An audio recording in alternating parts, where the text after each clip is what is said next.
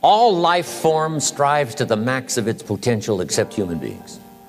All life form strives to the max of its potential except human beings. How tall will a tree grow? As tall as it possibly can. You never heard of a tree growing half as high as it could. No, trees don't grow half. A tree drives its roots as deep as it can, reaches as high as it can, produces every leaf it can, every fruit it possibly can. To the max. Every life form strives to the max, except human beings.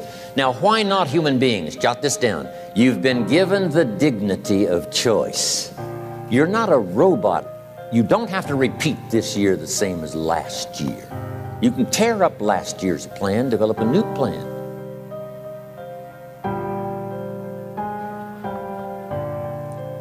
So, the dignity of being a human being. Now, here's the choice on being a human being. To be part of all we were meant to be, or to be all. To strive for all, or half, or part, or some. The choice is up to you.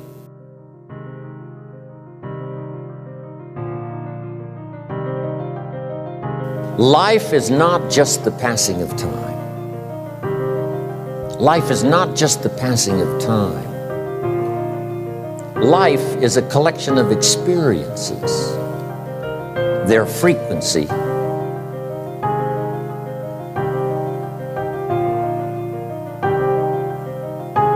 and their intensity. Life is not just watching the clock tick away. Life is a collection of experiences, their intensity, their frequency.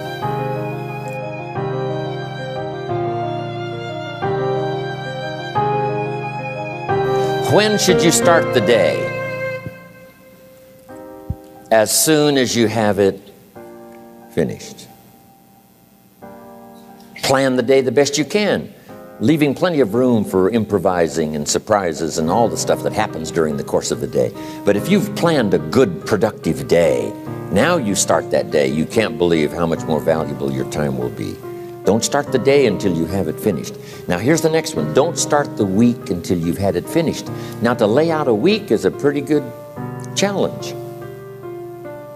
Next, don't start the month until you have it finished. The places to go and the people to see and the productivity and the sales and the customers and the development and all the rest of what you want to accomplish during the course of 30 days. Don't start the month till it's finished. And then here's the big one. This is really challenging. Don't start the year until you have it finished. To the best of your ability. It can't be finished like minute by minute. And it might get all upset. It might get torn up and you do a new one. You make so much progress the first 90 days that now you've multiplied it all by 2, by 3. Because that happened to me. I thought, wow, this is going to be a great year. By the time I'd finished the 3rd month, I'm rolling, I'm soaring. So many things are happening, I revised my whole year's plan.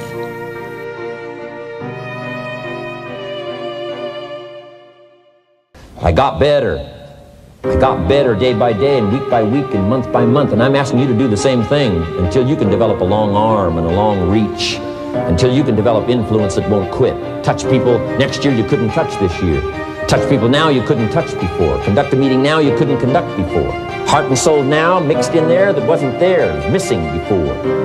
I'm asking all of you to get better in spite of the winters, in spite of the downturn. The money downturn, the social downturn, the personal downturn, whatever it is. Just get stronger.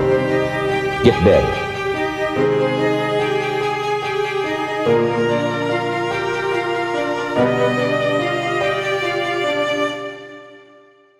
I'm asking you to drive worry into a small corner. You gotta worry some.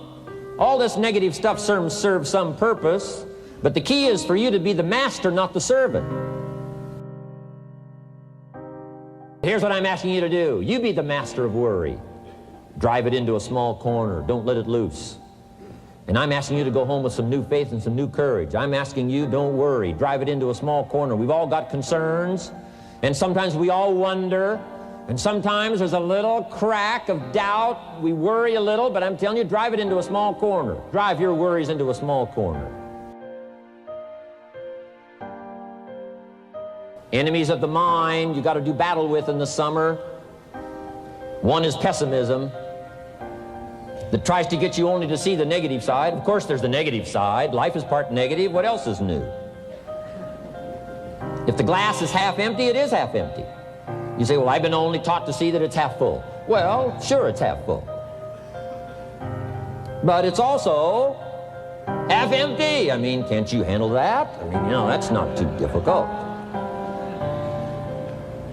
But here's what pessimism would try to get you to do. Believe that it's only half empty. And when pessimism comes to your mind, you've got to educate pessimism, because pessimism is stupid. Pessimism tries to get you to believe that it's only half empty. Of course it's half empty, but it's not only half empty. It's also half full.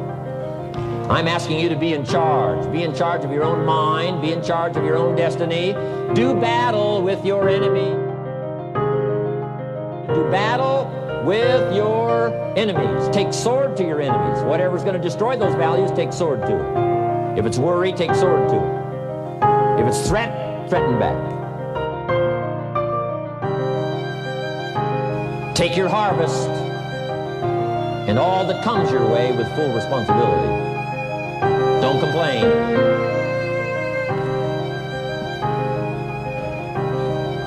That fourth season, complaining, I'm telling you, could ruin all of your chances. Complaining sometimes starts as an infection. If you don't take care of it, it becomes a disease. Do battle with it. In the harvest time, reap your harvest without complaint. It's your crop, you sowed it. You either made the calls or didn't make the calls. You wrote the letters, you didn't write the letters. You were steady or you weren't steady. You did it or you didn't do it. You put together a good day or you didn't put together a good day. Take responsibility when the harvest time finally comes and say, hey, it's my crop. Got to take responsibility for it. I do not complain. I'm asking you to be touched with the smallest of people's challenges. Don't just be touched with the challenge. I'm asking you to be touched with the problem. Let people's problems get to you. Let people's problems touch your heart this year like never before. Be touched. Let life touch you. Don't let it kill you, but let it touch you. The problems that are out there, people struggling with their economy, struggling with their health, struggling with their future, I'm asking you to let that get around your heart. Let it do something to you. Don't go untouched. Don't go unmoved. When you walk out of here, open yourself up. Don't build up the walls. The same wall that keeps out disappointment keeps out happiness and opportunity. Take the walls down. Let yourself be touched by what's going on out there. Let sad things make you sad, as well as happy things make you happy. Let your heart get touched. What a next year you could have if you pay more attention this year, soak it up, gather it up, and reflect at certain times what's going on and what's happening. And this year will take a more powerful place in your experience. People will not believe the words you've chosen. They will not believe the heart and soul that you've mixed with words.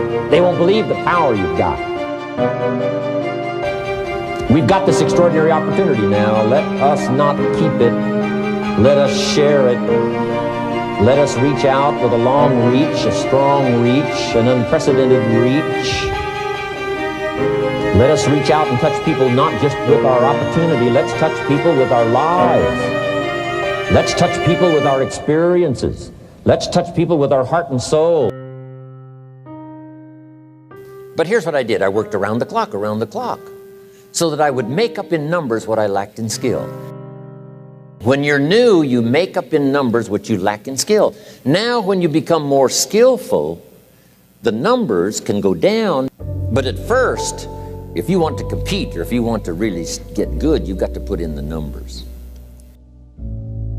I'll tell you what's really going to serve you well, and that's the excitement you feel inside that isn't even probably expressed on the outside, the excitement that runs deep, the excitement that stirs commitment, the excitement that stirs courage.